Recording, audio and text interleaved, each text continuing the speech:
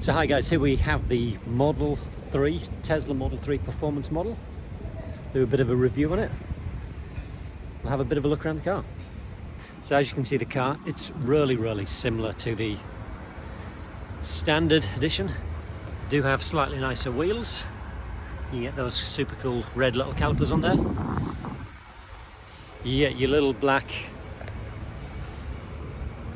little aerofoil on the back, and you do get your cool insane badge, the insane insanity mode on there. Other than that, very much standard spec. It's just like every other Tesla Model 3. So they are, in my opinion, a nice looking car. It's a personal choice, as with everything. So let's have a look in the back of the car. How do you get in this thing? Put in there. Again, it's just your standard Tesla. You got a bit of space in there. Same, it's exactly the same as all your other Tesla Model 3s. It is nice. You got your button here to shut your boot. So you don't even have to do it yourself, just press a button. Isn't that nice? Okay, let's have a look on the inside. Did you see that? When you press the door, the window goes down a little bit. When we get in the car, the interior on here, on the performance model, you do get these cool little things in the back, in the seats. That little what do you call it? That badging is the Infinity badging on it. Super cool. Other than that, everything's pretty standard in this car. Exactly the same as your standard Model 3. You know, your phone charging, your little pockets. The seats are a little bit more shaped to you, so more like your bucket seats, so they'll hold you in place when you put your foot down and thrash this car. It's a really crisp look inside your car. Looks nice. I like the really minimalistic look. Personally, I find that it just has a really luxurious feel in it, so I know it's definitely my own opinion on that one. Definitely interested in your thoughts. I like the seats, aren't they so cool? They do feel pretty solid to me. It's got all the functionality on here. In this performance model, you have all these options where you have the chill mode, standard insane mode, ride and handling. You can muck around with this. You can customize this track mode, so you can customize all these settings here. Stability, off, understeer, oversteer, all of this stuff. You can, it's all this post-drive cooling, save dash cam for laps. Isn't that super cool? So lots of cool functionality. Let's have a look in the back. So in the back of the car, you've got your little screen at the back. Isn't that cool? Isn't it cool? So nice little screen. How do we turn this volume off? You can adjust all of the heat in the back, all of the fans in the back here, which is a nice little setting. You've got heated seats, which is pretty cool. You can change the radio here. You can press this and there's a few games on it. That'll keep all your kids happy in the back. It feels really airy because of the roof. These little buttons here so you can hook something onto it. And your lights there. All you need to do is push your fingers across them and they turn on and off, which is nice. Nice little setting. And to open and shut your doors, you just got your button there. Nice.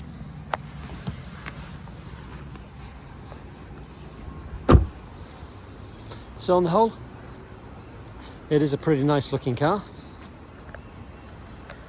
Is it worth the $85,000 that you got to pay for this thing? Well, for the speed, it definitely is, because there's not a lot else that you can get that does 3.1 seconds 0 to 100 for this money. Here we are, we're in Brisbane in Australia. This car, on the inside, it's so similar to just the standard Tesla Model 3, or the front wheel drive, sorry, the standard rear wheel drive, or the all-wheel drive model. There's not a lot of difference on the inside. The main difference is just some of the functionality, giving you functionality on the vehicle in relation to, you can put it in insane mode, and you can have this different sports or standard ride and handling. The speed of it is just ridiculously quick. It's just insanely quick. So the responsiveness of this car is incredible, absolutely incredible. What can I say about the car? I find the car really sleek on the inside. I find it really minimalistic. I think it's quite a luxurious feel. Some people don't feel it. Some people don't think that way though. Interesting to have your thoughts on it. What I will say is it drives incredibly smooth. It's so smooth and definitely responsive. I mean, if you put your foot down hard on this car, you can go incredibly quick in such a short period of time. I think the 0 to 100 kilometers an hour, or 0 to 62 miles an hour in this, stands at 3.1 seconds, that is in the realms of a supercar speed. I think that's similar to a number of your Ferraris, your Porsches, or your Bugattis. So this is a insanely quick car, and for the price, these in Australia retail for 85,000. So for what you're getting, it's a pretty quick car. It's in my opinion, pretty nice car. I really do like it. I do like the screen here, where you can just see all the cars around you. You see everything that's going on around here, which is pretty cool. What else can I say about this car? It's pretty nice to drive. So guys, just some of my observations driving the Model 3 Performance. It is just insanely quick, but you can't use, if you're in the middle of the city like we are right now, you can't use any of the speed whatsoever, because the second, as quickly as you put your foot down on the accelerator, you've got to back off immediately, because you've got up to the speed limit here is 60 kilometers an hour, so literally you're up to 60 kilometers an hour in half a second. So you don't benefit from the, when you're doing any city driving, you definitely don't get the benefit of the insane mode on this vehicle. But it is really cool. It is cool. So as I say, if you compare this to the the standard Model 3, or the long range Model 3, if you're just driving in the city, there's probably not a lot of reason why you would spend an extra 27,000 more from the base model to go to the performance model. So it's probably not a lot of need to spend that money if you're just driving around the city. It's only if you want to have, well, at the end of the day, I suppose, if you want to have that super cool feeling of having the fastest car, of course that's pretty awesome. I love how, I do like the display on it, where you can see all the vehicles coming around it. Well, you can see all the vehicles and all the people around you. I think that's a pretty cool little feature. It's my own personal preference to it. You do have to get used to, you've got to get used to all the functionality of changing everything on here on your big iPad screen. but yeah, you get used to it. You can see it's cool, all these little functions here where you adjust all of the airflow everywhere inside the car. It is pretty cool. You've got your cooled seats, cooled or heated seats, really nice. Very nice.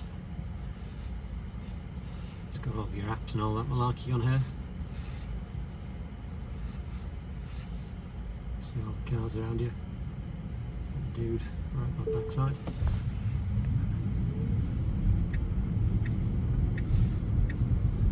So, is it worth spending 85 grand on this car? Well, if you're wanting super speed, it's pretty cool. Or if you're wanting a nice everyday run round, you're probably best just sticking with the standard edition, which is 58 grand in Australia. So do you spend 58 grand on the standard one, or do you spend 85 on the top spec one? Well, what do you get for the extra money?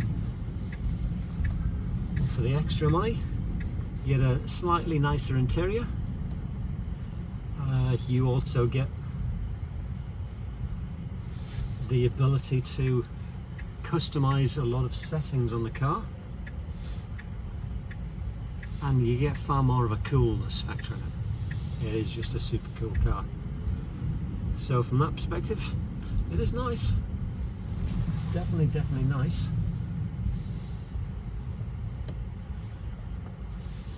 Yeah, what's your thoughts?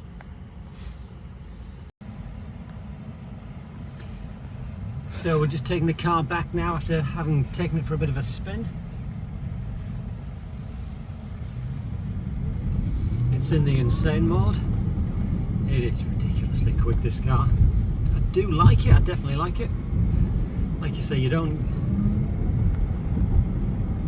it's really hard to express how it feels like in this car when you're putting your foot down on a video,